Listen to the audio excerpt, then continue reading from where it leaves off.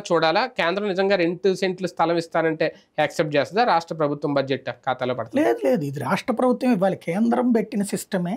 హ్మ్. పట్టణాల్లో అయితే సెంటు, పల్లెటూళ్ళు అయితే సెంటున్నారు. అది ఆయన పెట్టాడు, జగన్ పెట్టాడు మన కాదు, అది మోడీ సిస్టమ్.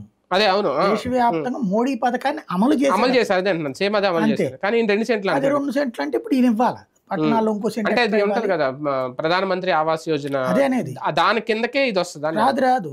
ప్రధానమంత్రి ఆవాస్ యోజనలో 2 రకాలు ఉంది. పేదలకు ఇచ్చేదైతే ఇదే సిస్టమ్, సెంటున్నారు.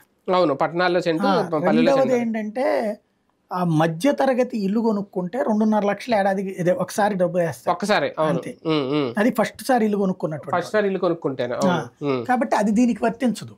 ఇది సెంటే, సెంట్రల్ గవర్నమెంట్ ఇచ్చేది సెంటే. ఇక్కడ 2 సెంట్లు. లేదా ఓ పని చేయాలి, ఇంట్లో భార్యాభర్త ఉన్నారనుకోండి, ఇద్దరు పేరున పట్టా ఇచ్చి 2 ఇల్లు కలిపేసి ఓ సెంటు కింద 2 సెంట్ల ఇల్లు అని చెప్పాలి. అవును. అయితే ఇప్పుడు ఇచ్చినవన్నీ ఏం చేస్తారు? ఇది చాలా పెద్ద యజ్ఞం. అవును అవును అంతే.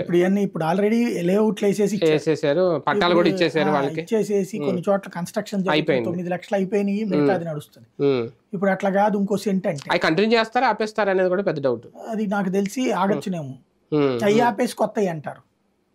మరి ఆల్రెడీ పట్టాలు తీసుకున్న వాళ్ళ పరిస్థితి అక్కడే ఉంటాయి, ఆ స్థలం వరకు వాళ్ళ చేతిలో ఉంటాయి. కావాలంటే వాళ్ళు కట్టుకోవడం వెళ్ళి. లేదా అదే డబ్బులు ఉన్నాయి కదా, ఇది అవును దాని ప్రకారం ఇప్పుడు అక్కడ కూడా మళ్ళీ లేదా రీలేఅవుట్ చేయాలి. కానీ